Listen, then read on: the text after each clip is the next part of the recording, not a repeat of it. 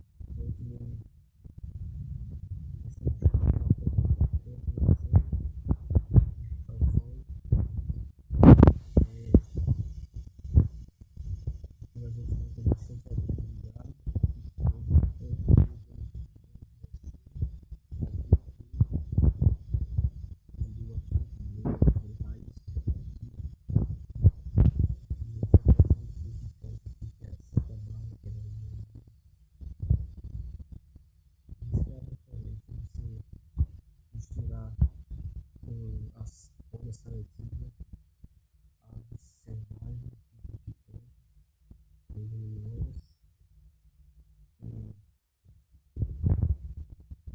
frutas e cemitério, vegetais, ervas, minha lembra, mistura, mas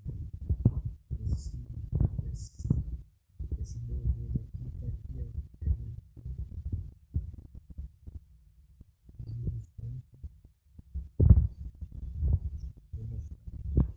Essa horta